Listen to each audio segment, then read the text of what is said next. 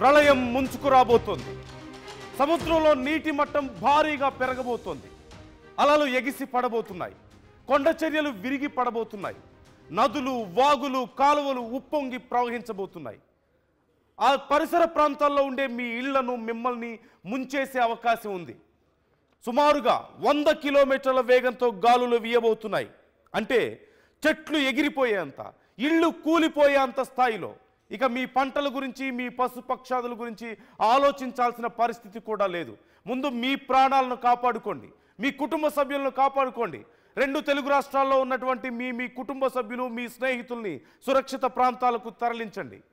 Montha తుఫాన్ పేరుతో ఇప్పుడు సరికొత్త సంచలనం, ప్రళయం రాబోతుందనే చెప్పాలి. గతంలో ఎప్పుడో హుద్హుద్ దాటి చూసినటువంటి ప్రజలు ఇంకా దాన్ని మర్చిపోలేదు. కానీ ఇప్పుడు హుద్హుద్ని మించినటువంటి ప్రళయం రాబోతోంది. అంతకు మించినటువంటి ఎఫెక్ట్ ఉండబోతోంది. అంతకు మించిన నష్టం మనకి ఉండబోతోందంటూ ప్రభుత్వం సైతం భయపడుతున్నటువంటి పరిస్థితి కనిపిస్తోంది. ఇప్పుడు ఎక్కడ చూసినా మోంథా తుఫాను గురించే మాట్లాడుకునే పరిస్థితి. ఇప్పటికే బంగాళాఖాతంలో తీవ్ర వాయుగుండం ఏర్పడింది. 28వ తారీఖు కాకినాడ సమీపంలో తీరం దాటబోతోంది. కేవలం ఒక్కరోజే సమయం మిగిలి ఉంది. ఇవాళ ఒక్కరోజే మీకు సమయం మిగిలింది. రేపు 27వ తారీఖు, రేపు కూడా 2 తెలుగు రాష్ట్రాల్లో భారీ వర్షాలు ఉండబోతున్నాయి చాలా ప్రాంతాల్లో. కానీ ఎల్లుండికి ఇక సంచలనంగా ఉండే అవకాశం ఉంది. ఎల్లుండికి పరిస్థితి ఎలా మారబోతుందో అంచనా వేయడం కూడా కష్టమే.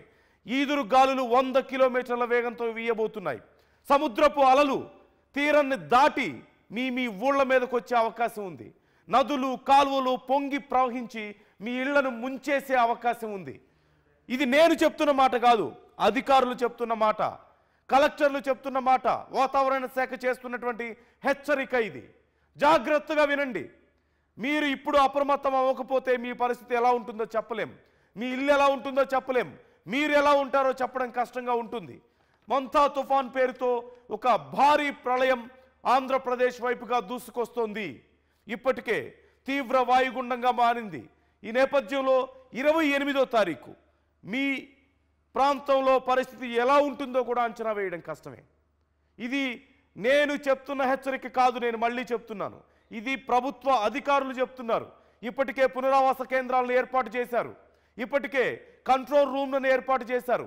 ఇప్పటికే నంబర్స్ని ఇస్తున్నారు. ప్రభుత్వానికి కాల్ చేయండి మీ ఏరియాలో సమస్య ఉంటే. మీ ఏరియాలో ఎలక్ట్రిక్ వైర్స్ తెగిపడవచ్చు, స్తంభాలు కూలిపోవచ్చు, ఎలక్ట్రిక్ స్తంభాలు, చెట్లు పడి